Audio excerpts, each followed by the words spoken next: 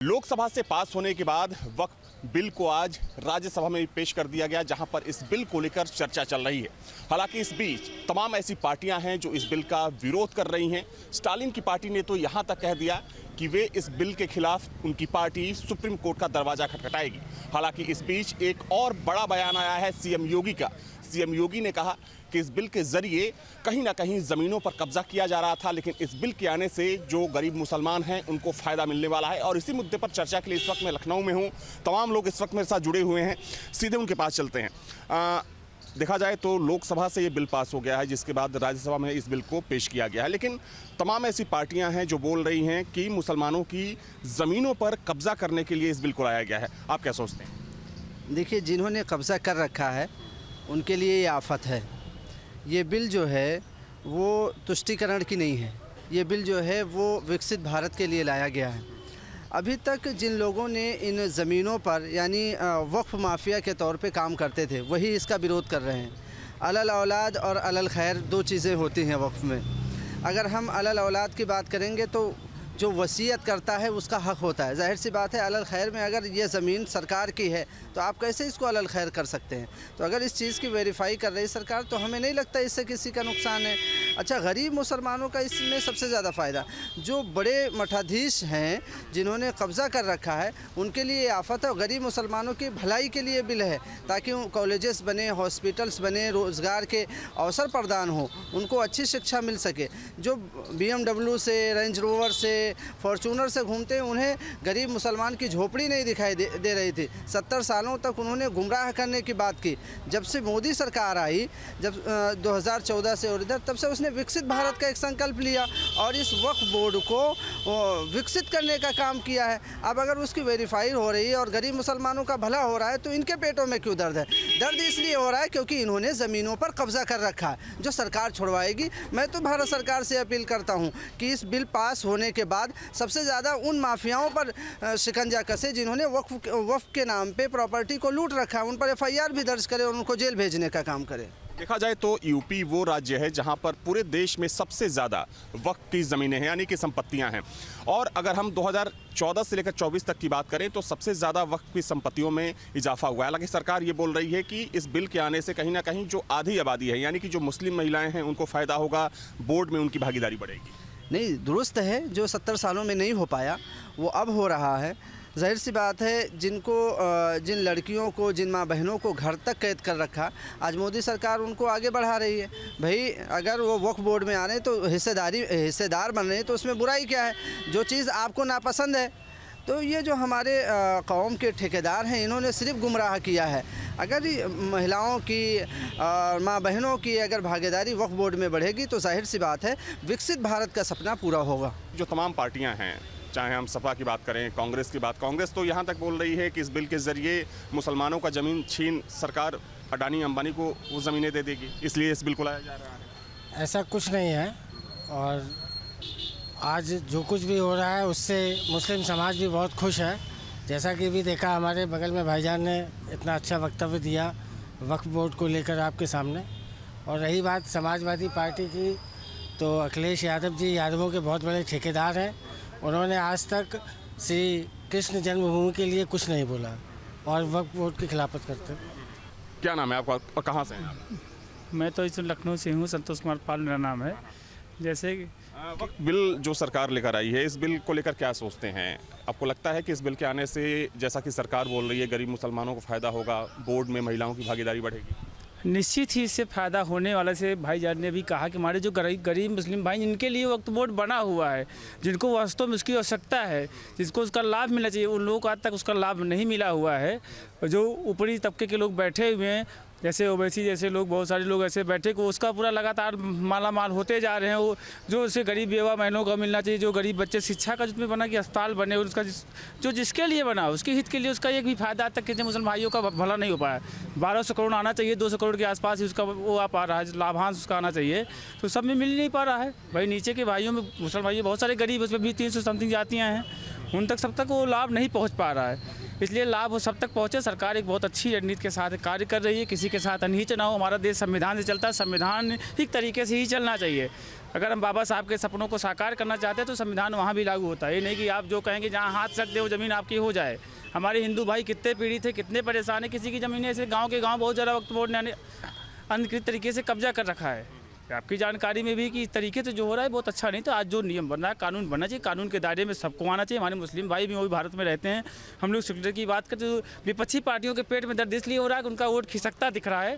जो आज जब गरीब भाइयों को लाभ मिलेगा तो उनको आज उनके पेट में दर्द, चाहे अखिलेश यादव चाहे कांग्रेस, उनको पेट में दर्द हो रहा है, इसलिए दर्द हो रहा है, उनका वोट खिसकता दिख रहा है उनको। ऐसे मुस्लिम संगठन हैं जिनका बयान कल सामने आया इस बिल के पास होने के बाद कि विपक्षी नेताओं ने सदन में ठीक से आवाज़ नहीं उठाई, इसलिए सदन से ये बिल पास हो गया।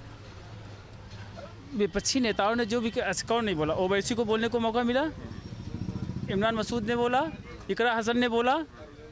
अब इससे बड़ा तो जो था सांसद जो है वो तो बोलेगा ही बोलेगा। उनको पक्ष रखने का पूरा मौका, जितना बड़ा इतने घंटे का अवसर दिया गया, उस बीच में उन्होंने रखा। रात में 2 बजे के आसपास समथिंग बिल पास हुआ है, तो इतना अवसर दिया गया, उस बीच आपने डिबेट तो किया। जितने मुस्लिम भाई सबको, कश्मीर से बोले, जो मुस्लिम सांसद वहाँ पे थे उन्होंने बोला अच्छे से, पक्ष भी अपना रखा। सरकार ने सबका पक्ष सुनते हुए फैसला हुआ। 288 वोट अगर मिले हुए हैं वही ठीक है, हमारी सत्ता, लेकिन हमने किसी से अन्याय नहीं, उनका भी उनकी बातों को सुनी सरकार ने बाकायदे, सुनते हुए जो चीज़ है उसका पक्ष बाकायदे आपने जो कहा, सबका 100 क्वेश्चन समथिंग आया तो 100 को 100 जवाब मिला वहाँ पे। आप क्या सोचते हैं? चूँकि विपक्ष का ये कहना है कि इस बिल के ज़रिए मुसलमानों की जो ज़मीनें हैं सरकार उस पर कब्जा करना चाहती है और उन ज़मीनों को बड़े उद्योगपतियों में बांटना चाहती है। नहीं, जो ये कल फैसला आया है वक्फ बोर्ड का, ये बहुत ही ऐतिहासिक और ये मतलब ये एक मिसाल कायम करेगा। और मैं आपको 2-3 मुद्दे इसमें जो है गिनाऊँ जो इसमें महत्वपूर्ण है। इसमें महिलाओं की भागीदारी बढ़ी है। पहले जो है महिलाओं की भागीदारी नहीं होती थी। दूसरी चीज़, किसी वक्फ ट्रिब्यूनल बोर्ड का फैसला आखिरी माना जाता था, लेकिन अब उस फैसले को हम हाई कोर्ट में भी, अन्य कोर्ट में भी चुनौती दे सकते हैं। तो इसमें 2-3 मुद्दे हैं। एक मुद्दा और है, जैसे किसी ज़मीन पर मस्जिद हो या उसका उपयोग इस्लामिक कार्यों के लिए होता था, वो ऑटोमेटिक वक्फ की संपत्ति हो जाती थी। लेकिन अब जब तक आप किसी ने प्रॉपर्टी दान ना की हो तब तक उसको जो है आखिरी नहीं माना जाएगा। जी, ये जो है महत्वपूर्ण चीज़ है। बाकी हमारे बड़े भाई हैं, ये बाकी। आप क्या कहेंगे जो बिल भारत सरकार लेकर आई है? इस बिल को लेकर तमाम चर्चाएं हो रही है। स्टालिन ने यहाँ तक कहा है कि वो इस बिल के खिलाफ उनकी पार्टी सुप्रीम कोर्ट का दरवाजा खटखटाएगी। क्या आपको भी लगता है कि वाकई में मुसलमानों की ज़मीनों पर सरकार कब्जा करने के लिए बिल लेकर आई? वास्तव में पहली बार तो चीज़ें कुछ सुधर रही हैं और हर अच्छे काम का विरोध होता है। ये कुछ दुष्ट लोग जिन्होंने सारा जीवन इस प्रकार से कब्जा करके, कुछ माफियाओं ने गठजोड़ करके वक्फ बोर्ड नाम की एक संस्था रेगुलाइज कर रखी थी और वास्तव में उस पर अवैध कब्जे थे, उनके द्वारा ज़मीनों पे अवैध कब्जे थे। कम से कम पीड़ित को न्याय मिल पाएगा। ये कि जहाँ तक उंगली जा रही है ज़मीन हमारी, किसी भी ज़मीन को बोल देना और उसके बाद दूसरी जो पक्ष है वो बताए कि हमारी पेपर है कि नहीं है, ये तो एकदम नाजायज़ और इससे निकृष्ट कुछ नहीं हो सकता। किसी भी व्यक्ति के पास एविडेंस एक्ट में क्लियर है कि जो व्यक्ति किसी बात को कहता है उसका सबूत देता है। तो वक्फ बोर्ड कह रहा है हम कोई भी ज़मीन कब्जा कर लेंगे, तुम सबूत दो, तो ये नाजायज़ है। इसको बहुत अच्छा किया, ट्रिब्यूनल को सुधारा और साथ में इसमें लर्नेड पीपल आएंगे, इसमें MP MLO को जो किया वो बहुत अच्छा किया और दूसरे धर्म के लोग भी इसमें इन्वॉल्व होंगे। तो मुझे लगता है कि कहीं ना कहीं ट्रांसपेरेंसी आएगी और मोदी जी इसमें वास्तव में युग पुरुष के रूप में से याद किया जाएगा। ये मुसलमानों के लिए बहुत बड़ा एक तोहफा मैं कहूँ, क्योंकि मैं माइनॉरिटी कमीशन का मेंबर रहा हूँ तो मुझे पता है ये वास्तव में जो गरीब मुस्लिम हैं उनके लिए एक बहुत बड़ा तोहफा है। जिस प्रकार से 3 तलाक का काम किया, जिस प्रकार से 370 को हटाने का काम किया, आज ये बहुत बड़ा एक मोदी जी को मैं I don't have word to praise him, मेरा कोई शब्द नहीं है। वास्तव में एक बहुत अच्छा काम किया है और देश की भलाई के लिए काम किया। विपक्ष जिस तरीके से विरोध कर रहा है, आपको क्या लगता है कि विरोध के पीछे की मंशा क्या है? देखिए, स्टालिन का कहना सुप्रीम कोर्ट जाए तो अवश्य जाए। उनको लगता हो कि अगर किसी धारा में कोई चीज़ गलत है या कम ज़्यादा करनी है, सुप्रीम कोर्ट का काम है, उसका निर्वचन करे, उसका इंटरप्रिटेशन करे। हम तो ये कह ही रहे थे और जो JPC बना वो भी ये कह रहा था कि आपने सुझाव दीजिए क्या इसमें ऐड कराना है, क्या माइनस कराना है। सारी चीज़ें करने का प्रक्रिया दी है। अब तो ये विधवा विलाप कर रहे हैं, इनके पास कोई जनाधार नहीं बचा है। और आप देखिएगा, जो लोग कहते थे कि भाजपा को मुस्लिम वोट नहीं पड़ता, इस बार मुस्लिम वोट भी भरपूर में ले जा रहा है। क्या नाम है आपका? हमारा नाम गोलू कश्यप। बिल लोकसभा से पास हो चुका है, वक्फ बिल। अब राज्यसभा में इसको पेश किया गया है, लेकिन वहाँ पर भी जो विपक्षी पार्टियां हैं इसका भारी विरोध कर रही हैं। आप क्या सोचते हैं कि ये बिल क्या मुसलमानों के हक में है या फिर जो विपक्ष बोल रहा है वो सच? देखिए, विपक्ष का जब से सत्ता से ये बाहर जनता ने इनको नकारा है, जब से इनको हर एक चीज़ विरोधी लग रहा है। सत्ता पक्ष का जो भी काम अच्छा सरकार करती चली जा रही है, लेकिन वो काम उनको गलत लग रहा है।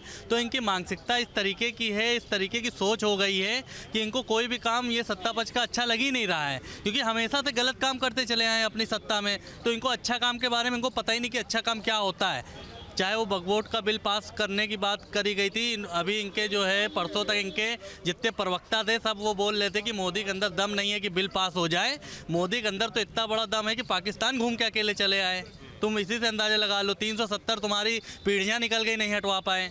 और बात करते हो कि मोदी के अंदर दम नहीं है। मोदी के अंदर तो इतना दम है कि तुम्हारी 7 पुश्तें नहीं अब सत्ता में आने वाली हैं। भविष्य में आप भूल जाइए कि सत्ता पक्ष में कभी आप बैठेंगे। अखिलेश यादव बोल रहे हैं कि सरकार का एक सूत्रीय एजेंडा है मुसलमानों को परेशान करना। देखिए, अखिलेश यादव जी हमेशा मुसलमान भाइयों को यूज़ करते चले आए हैं। कभी उनको ना पढ़ाई के मामले में कभी आगे बढ़ाया गया है, और मदरसे खोल के कांग्रेस ने इस तरीके के उनको पढ़ाई करवाई है कि हमें आज तक ये नहीं समझ में आया है कि इनकी सरकारों मदरसे में ऐसा क्या एक किताब में पढ़ाया जाता था। इंजीनियर बनने के लिए हज़ारों किताब पढ़ी जाती थी, जो बिल्डिंग तैयार करी जाती थी। आज मुझे ये नहीं समझ में आया मदरसे में ऐसी कौन सी एक किताब पढ़ाई जाती थी जो बम ब्लास्ट करके पूरी बिल्डिंग ही ख़त्म कर दी जाती थी। तो इन लोग को सिर्फ यही आतंकवादी ये सब की मानसिकता वाले लोग हैं, इससे कोई फ़र्क नहीं पड़ने वाला है। और समाज वाली पार्टी का तो नारा ही यही रहा है, समाज वाली पार्टी का नारा है खाली प्लाट हमारा है। तो जैसे खुद की सोच रखने वाले लोग हैं, इसीलिए वक्फ बोर्ड को सपोर्ट करने वाले लोग हैं, ये सब बिल्कुल हट जाएगा। पूरी तरीके से जनता खुशहाल है, और जो पढ़े लिखे मुसलमान भाई हैं वो भारतीय जनता पार्टी के साथ में है और सहयोग में है। और आपके सामने ऐसे भी असरार भाई ने सपोर्ट किया है। ये सब पढ़े लिखे लोग हैं, इसी तरीके के मानसिकता वाले लोग जो भारतीय जनता पार्टी को जानते हैं कि पूरी अच्छे तरीके से यहाँ सही काम होता चला जा रहा है। 70 साल की सरकार में कभी अच्छा काम नहीं हुआ सिवाय विरोध करने के जनता। ठीक है, क्या नाम है आपका? सर्वेश पांडे। सर्वेश जी, वक्त बिल को लेकर आपने सुना कि लोकसभा से पास हो चुका है, राज्यसभा में उसको पेश किया गया है, लेकिन विपक्ष इसका भारी विरोध कर रहा है। आप क्या सोचते हैं इस पूरे मसले का? देखिए भैया, जितनी भी अभी तक सरकार द्वारा कानून बना है, विपक्ष का काम है विरोध करना। अगर आज योगी जी मोदी जी कुछ अच्छा कानून और ले आए तो उनका काम है वो विरोध करना, वो विरोध करेंगे। लेकिन आम जनमानस जो है, जो मुस्लिम समाज है, आप देख रहे हैं गली गली पे वो लोग, उनको लग रहा है कि आज वो असल में आज़ादी पाए हैं, तो उनका विरोध है, विपक्ष का विरोध है, विरोध करेंगे ही। लेकिन जो आम जनमानस है, जो मुस्लिम समाज है, इसका स्वागत कर रहा है। जगह जगह वो फूल बरसा रहे हैं। माननीय प्रधानमंत्री जी, माननीय गृह मंत्री जी को वो इस काम के लिए हर जगह मस्जिद में जाकर पूजा कर रहे हैं कि ऐसा होना चाहिए, तो हो रहा है। उनका काम है, विरोध करेंगे। एक आखिरी सवाल आपसे है कि विपक्ष जो है बिल का भारी विरोध कर रहा है, हालांकि लोकसभा से बिल पास हो चुका है, राज्यसभा में भी उम्मीद है कि वहाँ से बिल पास हो जाएगा। आप क्या सोचते हैं? मैं तो ये देख रहा हूँ कि प्रधानमंत्री देश का इतना अहम बिल है, ये क्या चल रहा है देश में। आप हिंदू मुस्लिम कराने का सारा खेला कर रहे हो। कल आपने लोकसभा में पास करा लिया, वहाँ पे आपका बहुमत था, आपका आंकड़ा था। आज देखते हैं राज्यसभा में, और कितना आप मुसलमानों के पक्ष में बोलते हो। ये तो हमने देखा प्रयागराज में भी, जब दुकानें नहीं लगने दी गई, कितना आप मुसलमानों का विरोध करते हो, ये भी हमने देखा है। 1 मिनट बीच में मत बोलिए, आप हमारा मुकम्मल होने दीजिए। बोलो। हर हर महादेव, हर हर महादेव, हर हर महादेव, जय संविधान, जय संविधान, जय संविधान। एक और है, प्रयागराज में दुकानें नहीं लगा दिए। हमारे पास स्क्रीन शॉट है, हम लोग चाय पी रहे थे, पानी पी रहे थे, बहुत सारे जगह, मैं पूरा वहाँ 45 दिन रहा हूँ, बहुत सारी जगह मुसलमान वहाँ पर चाय की दुकान रखे थे, पानी दुकान रखे थे। हमारे साथ पूरा स्क्रीन शॉट है। मैं जहाँ जहाँ दुकान पर चाय पिया हूँ, 45 दिन रहा हूँ, प्रयागराज का निवासी हूँ। प्रयागराज का निवासी हूँ, जैसे कह रहे हैं दुकान नहीं लगाने दिया। कोई हमारे योगी जी का ऑफिसर वहाँ पर ट्रीटमेंट हो, या कोई उनका ऑफिसर आया हो कि दुकान नहीं लगाने दिया। लोग अफवाह जैसे कहते हैं कि कौआ कान लेकर गया, कौआ को लोग दौड़ा लेते हैं, कान अपना नहीं देखते, उसी प्रकार ये बात कर रहे हैं। मैं प्रयागराज का मूल निवासी हूँ। मैं भैया सुनिए, मैं प्रयागराज के मूल निवासी हूँ। 45 दिन महाकुंभ में रहा हूँ और डेली स्नान किया हूँ। आप बताइए, मैं बहुत सारे स्क्रीनशॉट आपको दिखा रहा हूँ, जो मैं दुकान पर चाय लिया, पानी पिया हूँ। ऐसे क्या होता है कि कौआ को लोग दौड़ा लेते हैं, कान देखते नहीं, वही इनका हाथ है की कमी है। तो देखिए, लोकसभा से ये बिल पास हो चुका है, चूंकि राज्यसभा में इसको पेश किया गया है, और इस बात की पूरी उम्मीद है कि राज्यसभा से भी इस बिल को सरकार पास करा लेगी। लेकिन सबसे बड़ा सवाल यह है कि इस बिल को लेकर पूरे देश में बवाल मचा हुआ है। ना सिर्फ विपक्ष बल्कि तमाम ऐसी संस्थाएं हैं जो इस बिल का विरोध कर रही हैं। स्टालिन ने यहां तक कहा कि वे और उनकी पार्टी इस बिल के खिलाफ सुप्रीम कोर्ट का दरवाजा खटखटाने जा रही है। वक्फ एक्ट संशोधन बिल लोकसभा में पास हो गया है और राज्यसभा में पेश कर दिया गया है। ये माना जा रहा है कि बिल राज्यसभा से भी पास हो जाएगा। इस बीच सीएम योगी आदित्यनाथ ने कहा है कि लोग वक्फ के नाम पर ज़मीनों पर कब्जा करते थे और ये एक्ट आने के बाद, कानून बनने के बाद उस पर लगाम लगेगी। हम इस वक्त प्रयागराज में मौजूद हैं और सियासी चौक में आज हम बात करेंगे प्रयागराज के लोगों से और समझेंगे कि क्या वाकई वक्फ बोर्ड संशोधन अधिनियम पास होने के बाद इससे जो ज़मीन पर कब्जा करते हैं, करने का जो दावा है और जो मनमानी है उस पर लगाम लगेगी। क्या लगता है आपको? उस पर अवश्य लगाम लगेगी। केंद्र सरकार का निर्णय, जो प्रदेश सरकार निर्णय, माननीय प्रधानमंत्री जी का जो निर्णय हुआ है वक्फ बोर्ड पे, वो बहुत सराहनीय है। आज प्रदेश और देश में उसकी बड़ी सराहना हो रही है। लोग बड़े खुश हैं, अल्पसंख्यक समुदाय के लोग हैं और ये निर्णय बहुत ही हुआ। जो अभी गरीब अंतिम पंक्ति पे मुस्लिम थे, उनका उत्थान के लिए अच्छा निर्णय है ये। माननीय प्रधानमंत्री जी के ये हम शुभकामनाएं देते हैं कि ये देश के हित में है और जो ज़मीनें अवैध तरीके से कब्जे होती थी उसको अब गरीब लोगों के पास पहुंचने का काम होगा। आपको क्या लगता है कि इस एक्ट के आ जाने के बाद, कानून बनने के बाद जो मनमानी है उस पर कुछ लगाम लगेगी? नहीं, बिल्कुल मनमानी पर रोक लगेगी, क्योंकि सबसे पहले वक्फ बोर्ड 1954 में गठित हुआ। उसके बाद समय समय पर उसमें उन लोग संशोधन करते रहे। 1995 में भी संशोधन हुआ और जो इस बार का संशोधन है वो 1995 के जो बिल, इन लोगों का जो संशोधन हुआ था उसी में संशोधन किया गया है, जिसमें कि धारा 40 ये कहती थी कि कोई ज़मीन वक्फ की है अथवा नहीं है, उसको लेकर जो अंतिम निर्णय होगा वो वक्फ बोर्ड का होगा। और वक्फ बोर्ड में वो लोग अपने मनमाने तरीके से, उसमें पारदर्शिता नहीं थी, जिसको चाहे वो उस बोर्ड का मेंबर बना लेते थे और जो भी निर्णय ले लेते थे वही अंतिम माना जाता था। अगर किसी गरीब की भूमि को अगर वक्फ बोर्ड कह देता था कि ये वक्फ की ज़मीन है तो उसको वक्फ का मान लिया जाता था। तो इसको लेकर संशोधन आवश्यक था और आदरणीय प्रधानमंत्री जी और इस देश के दोनों सदनों से, कल लोकसभा में और आज राज्यसभा में यह बिल पास हुआ है। इससे उनकी मनमानी पर रोक लगेगी, लोगों को न्याय मिलेगा और जो एक तरफा जो मनमानी वक्फ बोर्ड के लोग करते थे और अवैध जो ज़मीनें उन लोगों ने इकट्ठा कर रखी थी, जो कि जिसकी कोई रिकॉर्ड उनके पास नहीं है, क्योंकि वक्फ बोर्ड के अंदर यह भी प्रावधान था कि आपके पास जितनी ज़मीनें हैं उसका आप रिकॉर्ड रखेंगे, उसको आप बताएंगे, क्योंकि वक्फ की हुई ज़मीन एक बार दान करने के बाद उसमें यह प्रावधान था कि उसको फिर वापस नहीं लिया जा सकता है। तो तमाम ऐसी विसंगति थी जिसको लेकर भारतीय संसद ने यह संशोधन बिल पास किया है और मुझे लगता है कि सभी को इसका मिलकर स्वागत करना चाहिए। आपको क्या लगता है, जैसे कि सीएम योगी कह रहे हैं कि इससे जो ज़मीनों पर जो कब्जा किया जाता था, जो मनमानी थी, उस पर लगाम लगेगी, आपको क्या लगता है? निश्चित तौर पे यह ऐतिहासिक निर्णय है। आदरणीय पूरे प्रदेशवासियों की तरफ से आदरणीय योगी जी को हम सब धन्यवाद देते हैं और उनके समाज में भी जो पसमानदा समाज है वो भी इस निर्णय का सराहना कर रहा है और जितने निचले तबके के लोग हैं सभी लोग खुश हैं इस निर्णय से और निश्चित ही उनका भी भला होगा। इसमें मैं पुनः आदरणीय प्रधानमंत्री जी को, आदरणीय मुख्यमंत्री जी को धन्यवाद देता हूँ।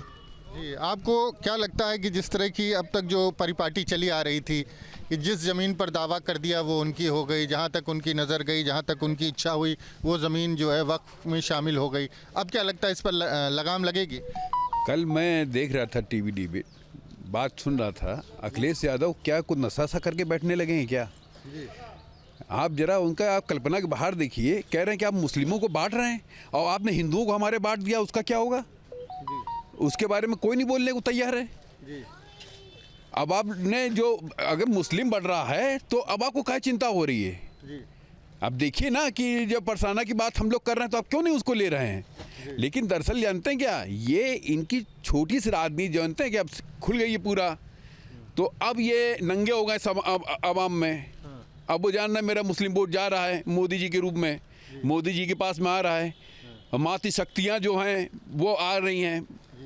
अब आप देखिए कि जिस प्रकार से 3 तलाक वाला कानून आया, कितना इन्होंने वो विरोध किया, 370 का कितना विरोध किया और उसी प्रकार से अभी जब ये ख़त्म होगा तब आपको पता चलेगा कि वक्फ बोर्ड की क्या स्थिति है। सबसे ज़्यादा ज़मीन कब्जा की है मुस्लिमों की ही इन्होंने कब्जा की है वक्फ ने, और बाहर की नहीं की है, और अब उनको इंसाफ मिलने जा रहा है तो भी इनको समस्या आ रही है। लग रहा है लगाम लग जाएगी एक्ट आने की, बहुत अच्छी तरह लगेगी। मोदी जी के रूप में भगवान आए हुए हैं, अभी सब खत्म कर देंगे कहानी पूरी। जी, आपको क्या लगता है जो वक्फ एक्ट संशोधन जो हो रहा है उसमें, तो क्या लगता है उससे लगाम लगेगी? जो मुख्यमंत्री कह रहे हैं कि जिस तरह से ज़मीनों पर कब्ज़ा होता था, तो एक्ट आने के बाद, कानून बनने के बाद उस पर लगाम लग जाएगी। नहीं, लगाम लग नहीं जाएगी, लगाम लगनी चाहिए और लगाम निश्चित तौर पर लगेगी। इसी संशोधन हुआ है और लोकसभा में पारित हो गया है, आज राज्यसभा में भी हो जाएगा अच्छे से। और जितने लोग विरोध कर रहे हैं, एक्चुअली में ये विरोध की गोली खा के आते हैं। वक्फ बोर्ड के नाम पर दुकान चलाने वालों की जो है बोलती बंद हुई है, दुकान बंद हुई है। उनकी जो पार्टियां थी उनकी दुकान बंद हुई है। आम मुसलमान जो है, जो मुसलमान समझ रहा है अपने कि विकास का रास्ता क्या हो सकता है, वो इस संशोधन से खुश है। जो कट्टरपंथी हैं, जिनकी दुकानें चल रही थी, उनके जरूर क्या कहते हैं हवाइयाँ उड़ी हुई कि अब दुकान कैसे चलेगी उनकी। तो निश्चित तौर पे बहुत ही ऐतिहासिक फैसला है ये और युगों तक याद रखा जाएगा। और निश्चित तौर पे इस पर लगाम लगनी ही चाहिए और लगेगी, निश्चित तौर पर लगेगी, इसमें कोई लगाम लगेगी। आपको क्या लगता है कि ये जो कानून आ रहा है संसद से, इससे क्या जो मनमानी है उस पर लगाम लग जाएगी? उस पर लगाम लगना चाहिए। ये जो माफिया है वक्फ बोर्ड के, ये हमेशा ये देशद्रोही होते हैं। देशद्रोही को तो गोली मार देना चाहिए, ऐसे देशद्रोही को तो गोली मार देना चाहिए और देश से भगा देना चाहिए। ऐसे गुंडे माफियाओं को आज देखिए भाजपा सरकार में गुंडी भी उतार दिया गया, लुंगी भी उतार दिया गया। आज कोई गुंडी वाला लुंगी वाला दिखाई देता है तो इसी तरह वक्फ बोर्ड सब खत्म हो जाएगा एक दिन। ये हिंदू राष्ट्र जल्दी घोषित हो जाएगा। भारत में हमको हिंदू राष्ट्र यही मांग है हम भारतवासियों को कि जल्दी जल्दी हिंदू राष्ट्र घोषित हो जाए। जय श्री राम, वंदे मातरम। आप बताएं, आपको क्या लगता है कि वक्फ बोर्ड जो कानून बनने जा रहा है, वक्फ बोर्ड को लेकर संशोधन जो पेश किया गया है, उससे क्या लगाम लगेगी इस तरह के जो मनमानी है? देखिए, वक्फ बोर्ड पे हमारे यहाँ जो कानून बनने जा रहा है वो बहुत ही प्रशंसनीय है, उसकी प्रशंसा होनी चाहिए। मेरे हिसाब से तो पूरी तरह से वक्फ बोर्ड को बिल्कुल से एकदम रद्द कर देना चाहिए, बंद कर देना चाहिए, लेकिन अभी लगाम लगाया जा रहा है। मुस्लिमों को तो खुद ही सपोर्ट करना चाहिए। हमारा देश हिंदू राष्ट्र था, यहाँ तो अरब देश से आए और यहीं के लोग कन्वर्ट होकर मुस्लिम बने, उनको वापस से हिंदू धर्म ज्वाइन करना चाहिए। हिंदू समाज में उनका स्वागत है। और वक्फ बोर्ड की गुंडागर्दी या जो बम कट्टे चलाते थे उनकी गुंडागर्दी या जो भूमाफिया होते थे उनकी गुंडागर्दी, उन सब की गुंडागर्दी खत्म कर दी जाएगी। कलयुग में योगी आदित्यनाथ परशुराम का अवतार लेके आए हैं, शास्त्र की भी शिक्षा रखते हैं और शस्त्र भी रखते हैं साथ में। तो वक्फ बोर्ड की गुंडागर्दी तो निश्चित ही खत्म हो जाएगी। जय। वक्फ बोर्ड की गुंडागर्दी खत्म हो जाएगी, कुछ लोग कह रहे हैं इसी बहाने हिंदू राष्ट्र हो जाएगा और तमाम बातें कर रहे हैं। लेकिन ये बताएं, क्या लगता है जो ज़मीनों की मनमानी है, ज़मीनों पर कब्जे की मनमानी है, तो उसके बाद जो तमाम ज़मीनें थी दावा कर दिया जाता था और उसके बाद कोई सुनवाई नहीं होती थी और वक्फ बोर्ड ही उस पर निर्णय लेता था। अब लगता है कि कुछ बेहतर होने जा रहा है। नहीं, बिल्कुल। मैं जैसा कि मैंने कहा भी कि वक्फ बोर्ड करता क्या था कि जो भी सरकारी ज़मीनें हैं उन पर ज़बरदस्ती अपना दावा करता था। इसका जीता जागता उदाहरण आपको देखने को मिल जाएगा। गुजरात नगर पालिका जो नगर निगम बना हुआ है गुजरात का, उस पर दावा किया गया कि वक्फ बोर्ड के द्वारा कि वो भी हमारी ज़मीन है। अभी कुंभ यहाँ पर महाकुंभ हुआ, उस पूरे भूमि स्थल को ही वक्फ बोर्ड कहा करता था कि वो हमारी ज़मीन है। तो ये जो सरकारी संपत्तियों को लूटने का जो इन लोगों ने एक अड्डा बना रखा था वक्फ बोर्ड बनाकर, उसका निर्माण करके, उस पर अंकुश लगेगा। और वक्फ बोर्ड को ख़त्म नहीं किया गया, उसमें संशोधन किया गया है। उसमें यह प्रावधान लाए गए हैं जिससे कि वक्फ बोर्ड की पारदर्शिता रहे। उसमें 2 सिया बंधुओं को भी रखने की बात की गई है, उसमें नॉन मुस्लिम्स को भी रखने की बात की गई है, उसमें जो है अन्य समुदाय के लोगों को भी रखने की बात की गई है। हाँ, ये ज़रूर है कि जो भूमि वक्फ बोर्ड की है अथवा नहीं, जो अंतिम निर्णय जो वक्फ बोर्ड के अध्यक्ष किया करते थे, उसकी जगह पर इस संशोधन बिल में यह अधिकार उस जनपद के जिलाधिकारी को दे दिया गया है। तो मुझे तो लगता है कि अगर वो सही है वक्फ बोर्ड, तो उसे तो इसका स्वागत करना चाहिए।